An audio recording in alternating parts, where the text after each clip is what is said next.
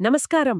నిన్న అంటే December 5న రాజమహేంద్రవరంలోని GSL medical కాలేజీలో ఒక చాలా ఆసక్తికరమైన విషయం జరిగింది. అవును. అక్కడ ఒక అత్యాధునిక వర్చువల్ ల్యాబొరేటరీని ప్రారంభించారు. ఆ సంస్థ చైర్మన్ డాక్టర్ గన్ని భాస్కర్రావు గారు మాట్లాడుతూ హ్మ్. ఈ ల్యాబ్ వైద్య విద్యార్థుల శిక్షణలో ఒక కొత్త శకానికి నాంది పలుకుతుందని చెప్పారు. నిజమే. ఇప్పుడు అసలు ప్రశ్న ఏంటంటే ఈ వర్చువల్ ల్యాబ్ కేవలం ఒక స్థానిక వార్తేనా లేక వైద్య రంగంలో సర్జన్ అనే పదానికి అర్థాన్నే మార్చేసే ఒక పెద్ద మార్పుకు ఇది తొలి అడుగు మాత్రమేనా?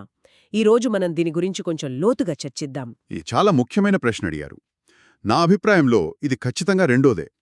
జిఎస్ఎల్లో జరిగిన ఈ పరిణామం ఒక పెద్ద మార్పుకు సంకేతం. ఓ ఇది కేవలం ఒక కొత్త ల్యాబ్ ప్రారంభించడం కాదు. వైద్య శిక్షణ, చికిత్సా పద్ధతుల్లో టెక్నాలజీ ఎంత విప్లవాత్మకమైన మార్పులు తీసుకురాబోతుందో చెప్పడానికి ఇదొక ప్రత్యక్ష ఉదాహరణ. అంటే ఇదొక ఐస్బర్గ్ టిప్ లాంటిదన్నమాట. సరిగ్గా GSL managing director doctor Ganni Sandeep చెప్పినట్లు వాళ్ల దగ్గర ఇప్పటికే అత్యాధునిక టెక్నాలజీ ఉంది. Medical simulation lab, robotic surgical యూనిట్లు, రోబోటిక్ కెడావరిక్ ల్యాబ్ ఇలాంటివి ఇప్పటికే పనిచేస్తున్నాయి. ఒక్క నిమిషం, మీరు రోబోటిక్ కెడావరిక్ ల్యాబ్ అన్నారు. కెడావరిక్ అంటే చాలామందికి ఈ పదం కొత్తగా ఉండొచ్చు. అంటే శిక్షణ కోసం మానవ శవాలను ఉపయోగించే ప్రదేశమని అర్థమా? కరెక్ట్. వైద్య విద్యలో ఎనాటమీ నేర్చుకోవడానికి, సర్జికల్ పద్ధతులను ప్రాక్టీస్ చేయడానికి క్యాడావర్స్ అంటే మానవ శవాలను ఉపయోగిస్తారు. జిఎస్ఎల్లో ఆ ప్రక్రియలో కూడా రోబోటిక్స్ జోడించి మరింత ఆధునికంగా మార్చారు. ఓకే. ఇప్పుడు ఈ వర్చువల్ ల్యాబ్ ఆ అవసరాన్ని ఇంకా తగ్గించే ప్రయత్నం చేస్తుందన్నమాట. సరే, ఇప్పుడు ఈ టెక్నాలజీలోకి వెళ్తే మనం వర్చువల్ రియాలిటీ అంటే విఆర్, ఆగ్మెంటెడ్ రియాలిటీ అంటే ఏఆర్ అనే పదాలు తరచుగా వింటుంటాం కదా. అవునవును, వినడానికి రెండూ ఒకేలా అనిపిస్తాయి, కానీ వాటి మధ్య చాలా తేడా ఉంది అంటారు. నాకైతే కొంచెం కన్ఫ్యూజన్ ఉంది. చాలా మందికుంటుంది. అందరికీ అర్థమయ్యేలా సులభంగా వివరిస్తారా? నాకు ఇది వింటుంటే నాకు వీడియో గేమ్స్ గుర్తొస్తున్నాయి. సరిగ్గా అదే పాయింట్. ఎఫ్డీఏ నివేదిక ప్రకారం వర్చువల్ రియాలిటీని ఇలా ఊహించుకోండి. మీరు ఒక హెడ్సెట్ పెట్టుకుంటారు. ఓకే. ఆ క్షణం బయటి ప్రపంచంతో మీకు సంబంధం తెగిపోతుంది. మీరు పూర్తిగా ఒక కొత్త డిజిటల్ ప్రపంచంలోకి వెళ్ళిపోతారు. ఉదాహరణకు, మీరు మీ గదిలో నిలబడి ఉన్న ఒక ఆపరేషన్ థియేటర్లో ఉన్నట్లు, వావ్, అక్కడ ఉన్న పరికరాలను పట్టుకుంటున్నట్లు అనుభూతి చెందుతారు. మీరు ఆ ప్రపంచంలో పూర్తిగా లీనమైపోతారు. ఓకే. అంటే మనం ఉన్న ప్రపంచాన్ని మర్చిపోయి పూర్తిగా ఒక కల్పిత ప్రపంచంలోకి ప్రవేశిస్తామన్నమాట. మరి ఆగ్మెంటెడ్ రియాలిటీ అంటే ఏఆర్ అదెలా భిన్నంగా ఉంటుంది? ఇది ఐరన్ మ్యాన్ హెల్మెట్ లాంటిదా? తన కళ్ల ముందే బోలెడంత సమాచారం కనిపిస్తుంది కదా. Perfect analogy. ఆగ్మెంటెడ్ రియాలిటీ అంటే దాదాపు అదే. ఇది మిమ్మల్ని వేరే ప్రపంచంలోకి తీసుకువెళ్లదు. ఓకే. బదులుగా మీరు చూస్తున్న నిజ ప్రపంచంపైనే అదనపు డిజిటల్ సమాచారాన్ని చూపిస్తుంది. ఉదాహరణకు, ఒక సర్జన్ ఆపరేషన్ చేస్తుంటే ఆ సర్జన్ పెట్టుకున్న ప్రత్యేక కళ్లద్దాల ద్వారా రోగి శరీరంపైనే వారి అంతర్గత అవయవాల 3D map, oh my god, వారి హార్ట్ రేట్, బ్లడ్ ప్రెషర్ వంటివి కనిపించేలా చేస్తుంది. అంటే వాస్తవికతకు టెక్నాలజీ ఒక అదనపు పొరను జోడిస్తుందన్నమాట. అద్భుతం! ఇప్పుడు నాకు స్పష్టంగా అర్థమైంది. సరే, జిఎస్ఎల్ కాలేజీ చెప్పినట్లు శిక్షణలో ఈ టెక్నాలజీ పాత్ర గురించి మాట్లాడుకుందాం. ఒక మెడికల్ స్టూడెంట్కి ఇది ఎలా ఉపయోగపడుతుంది? వాళ్ళు పుస్తకాలు చదవడం మానేసి ఈ గేమ్స్ ఆడతారా? ఒక రకంగా చెప్పాలంటే అవుననే చెప్పాలి. అయితే ఇది ఆట కాదు, అత్యంత తీవ్రమైన శిక్షణ. దీనివల్ల అత్యంత ముఖ్యమైన ప్రయోజనం ప్రమాదరహిత అభ్యాసం. ప్రమాదరహిత అభ్యాసం. అవును. వైద్య విద్యార్థులు, కొత్త సర్జన్లు నిజమైన రోగుల మీద ప్రయోగాలు చేయాల్సిన అవసరం లేదు. వాళ్ళు ఒక క్లిష్టమైన సర్జరీని వర్చువల్ వాతావరణంలో 100 సార్లైనా ప్రాక్టీస్ చేయవచ్చు. 100 సార్లు కూడానా? సారి వాళ్ళు చేసిన తప్పులను సిస్టమ్ విశ్లేషించి ఫీడ్బ్యాక్ ఇస్తుంది. ఇది వినడానికి ఫ్లైట్ సిమ్యులేటర్ లాగా ఉంది. పైలట్లు నిజమైన విమానం నడపడానికి ముందు సిమ్యులేటర్లో 100 గంటలు శిక్షణ పొందుతారు కదా. ఎగ్జాక్ట్లీ. ఇది సర్జన్లకు ఫ్లైట్ సిమ్యులేటర్ లాంటిది. దీని ఫలితాలు కూడా ఆశ్చర్యపరిచేలా ఉన్నాయి. యేల్ యూనివర్సిటీలో చేసిన ఒక అధ్యయనం ప్రకారం విఆర్లో శిక్షణ పొందిన సర్జన్లు సంప్రదాయ పద్ధతుల్లో శిక్షణ పొందిన వారితో పోలిస్తే ఆపరేషన్ రూంలో 6 రెట్లు తక్కువ తప్పులు చేశారట. ఒక్క నిమిషం, 6 రెట్లు తక్కువ తప్పులా? అది చాలా చాలా పెద్ద సంఖ్య. ఇది కేవలం ఒక గణాంకం కాదు కదా. ఒక నిజమైన ఆస్పత్రిలో దీని ప్రభావం ఎలా ఉంటుంది? దీని ప్రభావం చాలా లోతైనది. ఆలోచించండి, 6 రెట్లు తక్కువ తప్పులు అంటే రోగుల భద్రత ఎన్నో రెట్లు పెరుగుతుంది. నిజమే. ఆపరేషన్ సమయంలో తలెత్తే అనూహ్య సమస్యలు తగ్గుతాయి. అంతేకాదు, అదే అధ్యయనంలో వీఆర్లో శిక్షణ పొందిన సర్జన్లు ఆపరేషన్లను 29% వేగంగా పూర్తి చేశారని కూడా తేలింది. అంటే సమయం కూడా ఆదా అవుతుంది. అవును, ఆపరేషన్ థియేటర్ సమయం ఆదా అవుతుంది. దీనివల్ల ఆస్పత్రులకు ఖర్చులు తగ్గుతాయి, ఎక్కువ మంది రోగులకు సేవలందించే అవకాశం దొరుకుతుంది. చూడండి, ఒక టెక్నాలజీ శిక్షణతో ఇంత మార్పు రావడమనేది ఒక విప్లవం. నిజమే. ఇంకో విషయం, మనం ఇందాక క్యాడవర్స్ గురించి మాట్లాడుకున్నాం. అంటే ఈ టెక్నాలజీ వల్ల శిక్షణ కోసం శవాలు లేదా జంతువులపై ఆధారపడటం తగ్గుతుందంటారా? తప్పకుండా. ఇది నైతికంగా, వనరుల పరంగా కూడా చాలా పెద్ద ముందడుగు. వాస్తవ ప్రపంచంలో అరుదుగా ఎదురయ్యే వ్యాధులు లేదా అత్యంత క్లిష్టమైన కేసులను కూడా వర్చువల్ రియాలిటీలో సిమ్యులేట్ చేసి వాటికి ఎలా స్పందించాలో శిక్షణ పొందవచ్చు. ఇది నిజ జీవితంలో సాధ్యం కాదు కదా. కరెక్ట్. శిక్షణలో దీని పాత్ర అద్భుతంగా ఉంది. కానీ ఈ టెక్నాలజీ ప్రభావం ఆపరేషన్ థియేటర్ తలుపుల దగ్గరే ఆగిపోతుందా? లేక నిజమైన హైస్టేక్ సర్జరీ సమయంలో కూడా సర్జన్కు సహాయం చేస్తుందా? ఇక్కడే ఆగ్మెంటెడ్ రియాలిటీ అంటే ఏఆర్ రంగప్రవేశం చేస్తుంది. శిక్షణకు వీఆర్ అయితే నిజ సమయ సర్జరీకి ఏఆర్ ఒక వరం లాంటిది. ఎలా? సర్జన్లు రోగి యొక్క సిటీ లేదా ఎంఆర్ఐ స్కాన్ల నుండి పొందిన 3D చిత్రాలను ఆపరేషన్ చేస్తున్న ప్రదేశంలోనే నేరుగా చూడగలరు. అంటే రోగి చర్మం కిందున్న కణితులు, రక్తనాళాలు, నరాలు ఎక్కడున్నాయో వారికొక సూపర్మ్యాన్ దృష్టితో చూసినట్లుగా కనిపిస్తుంది. వావ్! ఇది ఖచ్చితత్వాన్ని కొన్ని మిల్లీమీటర్ల స్థాయికి పెంచుతుంది. కానీ ఇది సర్జన్ దృష్టిని మరల్చే ప్రమాదం లేదా? వారి కళ్ల ముందు ఇన్ని రకాల సమాచారం కనిపిస్తుంటే వారు అసలైన పనిపై అంటే కత్తిని ఉపయోగించడంపై ఏకాగ్రత కోల్పోయే అవకాశం ఉందా? ఇది చాలా మంచి పాయింట్. FDA కూడా ఈ విషయంపై హెచ్చరించింది. ఖచ్చితంగా ఈ టెక్నాలజీని వాడటానికి కూడా ప్రత్యేక శిక్షణ అవసరం. ప్రారంభంలో కొంచెం ఇబ్బందిగా ఉండొచ్చు.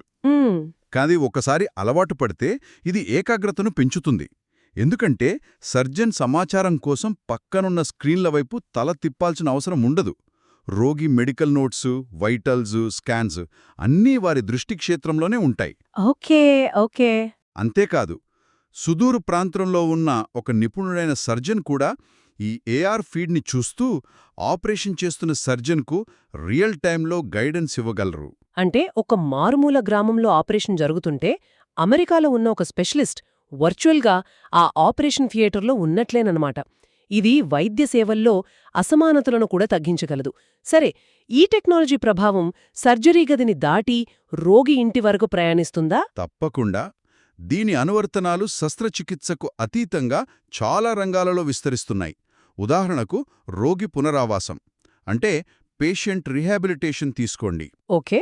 స్ట్రోక్ లేదా పెద్ద యాక్సిడెంట్ తర్వాత కోలుకుంటున్న రోగులు ఇంట్లోనే ఉండి వీఆర్ గేమ్స్ ద్వారా ఫిజియోథెరపీ వ్యాయామాలు చేయవచ్చు. గేమ్స్ ద్వారానా? అవును, అవి సాధారణ వ్యాయామాల కన్నా సరదాగా ఉంటాయి కాబట్టి రోగులు వాటిని ఇష్టంగా చేస్తారు. వారి కదలికల డేటాను డాక్టర్లు రిమోట్గా పర్యవేక్షిస్తూ ప్రోగ్రామ్ను మార్చగలరు. ఇది టెలిమెడిసిన్కు అడుగడుగట్టంలాగా ఉంది. నొప్పి నివారణలో కూడా దీని పాత్ర ఉందని విన్నాను. అదెలా పనిచేస్తుంది? ఇది చాలా ఆసక్తికరమైన సైకాలజీ. తీవ్రమైన కాలిన గాయాలు లేదా దీర్ఘకాలిక నొప్పితో బాధపడే రోగుల దృష్టిని మరల్చడానికి వీఆర్ను ఉపయోగిస్తున్నారు. దృష్టిని మరల్చడానికా? అవును. వారికి వీఆర్ హెడ్సెట్ పెట్టి ఒక ప్రశాంతమైన బీచ్లోనో మంచు పర్వతాల మధ్యలోనూ ఉన్నట్లు చూపిస్తారు. మెదడు ఆ వర్చువల్ అనుభూతిలో లీనమై నొప్పి సంకేతాలను అంతగా పట్టించుకోదు. ఇది నొప్పి నివారణ మందుల వాడకాన్ని తగ్గించగలదు. ఓ, నిజంగానా? అవును. FDA ఇప్పటికే దీర్ఘకాలిక వెన్నునొప్పి నివారణ కోసం ఒక వీఆర్ సిస్టమ్కు అధికారికంగా ఆమోదం కూడా ఇచ్చింది. కేవలం శారీరక సమస్యలేనా? మానసిక ఆరోగ్యానికి కూడా ఇది ఉపయోగపడుతుందా? అవును. మానసిక ఆరోగ్య చికిత్సలో ఇది ఒక విప్లవం సృష్టిస్తోంది. ఫోబియాలు అంటే ఎత్తులంటే భయం లేదా జనసమూహమంటే భయం ఉన్నవారికి నియంత్రిత వర్చువల్ వాతావరణంలో సురక్షితంగా ఎక్స్పోజర్ థెరపీ ఇస్తున్నారు. వావ్! అలాగే పోస్ట్ ట్రోమాటిక్ స్ట్రెస్ డిజార్డర్ అంటే PTSDతో బాధపడే సైనికులకు వారు ఎదుర్కొన్న భయానక సంఘటనలను సురక్షితమైన వాతావరణంలో మళ్లీ ఎదుర్కొనేలా చేసి వారి భయాన్ని పోగొట్టడానికి సహాయం చేస్తున్నారు. ఇక చివరిగా రోగులకు అవగాహన కల్పించడం గురించి చెప్పండి. ముఖ్యంగా పిల్లలకు ఒక పెద్ద ఆపరేషన్ గురించి చెప్పడం చాలా కష్టం కదా. ఇది చాలా ముఖ్యమైన అంశం. ఆపరేషన్కు ముందు రోగికి ఏఆర్ ద్వారా తమ శరీరంలో సమస్య ఎక్కడో ఉంది, సర్జన్ ఏం చేయబోతున్నారు అనేది 3Dలో చూపించవచ్చు. ఓ అలాగా. ఇది వారికి తమ పరిస్థితిపై స్పష్టమైన అవగాహన కల్పిస్తుంది, వారి ఆందోళనను తగ్గిస్తుంది. మీరు చెప్పినట్లు పిల్లల విషయంలో ఇది అద్భుతంగా పనిచేస్తుంది. వారికి ఏం జరగబోతోందో ఒక కార్టూన్ యానిమేషన్ లాగా చూపించినప్పుడు వారి భయం పోయి హాస్పిటల్ సిబ్బందికి సహకరిస్తారు. ఇవన్నీ వింటుంటే ఇది వైద్యరంగ భవిష్యత్తు అనిపిస్తోంది. కాని ఇది మరీ అద్భుతంగా, దాదాపు నిజం కానంత బావుంది. ప్రతి టెక్నాలజీకి రెండో వైపు ఉంటుంది. దీనిలో ఉన్న సవాళ్లు, ప్రమాదాలు ఏమిటి, అసలు ఫైన్ ప్రింట్ ఏంటి? రావాలి. ప్రయోజనాలు ఎన్ని ఉన్నాయో సవాళ్లు కూడా అన్నే ఉన్నాయి. మొదట సర్జన్ల వైపు నుంచి చూద్దాం. FDA నివేదిక ప్రకారం గంటల తరబడి AR/VR హెడ్సెట్లను వాడటం వల్ల సర్జన్లలో కంటి అలసట, వికారం, దిక్కుతోచని స్థితి, డిసోరియంటేషన్, అవును డిసోరియంటేషన్, దూరాన్ని తప్పుగా అంచనా వేయడం వంటి సైడ్ ఎఫెక్ట్స్ రావచ్చు. ఒక క్లిష్టమైన సర్జరీ మధ్యలో సర్జన్కు క్షణకాలం పాటు ఇలా జరిగినా అది రోగి ప్రాణాలకే ప్రమాదం. ఇది చాలా తీవ్రమైన విషయం. మరి పాతతరం సర్జన్లు దీన్ని అంగీకరిస్తారా? దశాబ్దాల అనుభవం, తమ చేతివాటం, తమ గట్ ఫీలింగ్ మీద ఆధారపడే సర్జన్లు ఈ టెక్నాలజీ గిమిక్కులను నమ్ముతారా? ఇది అతిపెద్ద సాంస్కృతిక సవాలు. చాలామంది సీనియర్ సర్జన్లు నా అనుభవమే నాకు ముఖ్యం, ఈ టెక్నాలజీ కాదు అని భావించే అవకాశముంది. ఈ కొత్త టెక్నాలజీని వాడటానికి వారు సుముఖంగా ఉండకపోవచ్చు. నిజమే. యువతరం, పాతతరం మధ్య ఈ విషయంలో ఒక గ్యాప్ ఏర్పడవచ్చు. అలాగే సాంకేతిక పరిమితులు కూడా ఉన్నాయి. ఈ పరికరాలకు అత్యంత వేగవంతమైన నిరంతరాయ ఇంటర్నెట్ కనెక్షన్ తప్పనిసరి. అవును కదా. ఇంట్లో పునరావాసం కోసం ఉపయోగించేటప్పుడు ఇంటర్నెట్ ఆగిపోతే డేటా సింక్ అవ్వక చికిత్స నాణ్యత దెబ్బతింటుంది. వినియోగదారులకు భౌతికంగా అసౌకర్యం సంగతేంటి? ఆ హెడ్సెట్లు చాలా బరువుగా ఉంటాయి కదా. ఖచ్చితంగా. హెడ్సెట్ బరువు వల్ల మెడనొప్పి, కళ్లపై ఒత్తిగి, తల తిరగడం వంటివి సాధారణ సమస్యలు. ఇక అన్నింటికన్నా ముఖ్యమైనది నియంత్రణ మరియు భద్రత. సెక్యూరిటీ. అవును. ఇవి సాధారణ గాడ్జెట్లు కావు, వైద్య పరికరాలు. కాబట్టి FDA వంటి సంస్థల నుండి కఠినమైన నియంత్రణ, ఆమోదం అవసరం. అంటే ఒకవేళ ఈ పరికరాలు సాఫ్ట్వేర్ లేదా హార్డ్వేర్ లోపం వల్ల ఫెయిల్ అయినా రోగికి ఎలాంటి హాని జరగకుండా చూసే కఠినమైన నియమాలను అనుసరించాలి. సైబర్ సెక్యూరిటీ కూడా చాలా ముఖ్యం. సరే, మనం మొదలుపెట్టిన ప్రశ్నకు తిరిగి వద్దాం. రాజమహేంద్రవరంలోని GSL కాలేజీలో జరిగిన ఈ ప్రారంభోత్సవం వైద్యరంగ భవిష్యత్తుకు ఒక పెద్ద సంకేతమని చెప్పవచ్చా? నిస్సందేహంగా GSLలో వర్చువల్ ల్యాబ్ ప్రారంభం కావడమనేది ఒక స్థానిక ఉదాహరణే కావచ్చు. కానీ ఇదొక ప్రపంచవ్యాప్త మార్పుకు అద్దం పడుతోంది. ఈ టెక్నాలజీ వైద్య విద్యను, చికిత్సను మరింత ప్రజాస్వామ్యబద్ధంగా, సురక్షితంగా మరియు ప్రభావవంతంగా మార్చిబోతోంది. శిక్షణలో తప్పులు చేసే అవకాశాన్ని తొలగించి రోగుల భద్రతను పెంచే అపారమైన సామర్థ్యం దీనికుంది. అయితే మనం చర్చించుకున్నట్లుగా ఈ టెక్నాలజీని గుడ్డిగా ఆరాధించకూడదు. దాని పరిమితులను అర్థం చేసుకుని కఠినమైన భద్రతా ప్రమాణాలతో బాధ్యతాయుతంగా అమలు చేయడం అత్యంత ముఖ్యం. కరెక్ట్. టెక్నాలజీ అనేది ఒక శక్తివంతమైన సాధనం మాత్రమే. దాన్ని ఎలా ఉపయోగిస్తామనే దానిపైనే అంతిమ ఫలితం ఆధారపడి ఉంటుంది. మీరు చెప్పింది పక్షిరాలా నిజం. సరే, వినేవారి కోసం ఒక ఆలోచనను రేకెత్తుస్తూ ముగిద్దాం. ఒక్కసారి ఊహించండి, ఒక సర్జన్ తన కెరీర్లో చేయబోయే ఒక అత్యంత క్లిష్టమైన బ్రెయిన్ సర్జరీని మొదటిసారి నిజమైన రోగిపై చేసే ముందు వర్చువల్ రియాలిటీలో 100 సార్లు వేర్వేరు కష్టమైన పరిస్థితులలో ప్రాక్టీస్ చేయగలిగితే అప్పుడు వైద్యంలో అనుభవం అనే పదానికి అర్థం ఎలా మారిపోతుందో ఆలోచించండి. బహుశా భవిష్యత్తులో ఒక సర్జన్ను మీకు ఎన్ని సంవత్సరాల అనుభవం ఉంది అని అడగరేమో, బదులుగా మీరు సిమ్యులేషన్లో ఎన్ని గంటలు ప్రాక్టీస్ చేశారు అని అడుగుతారేమో.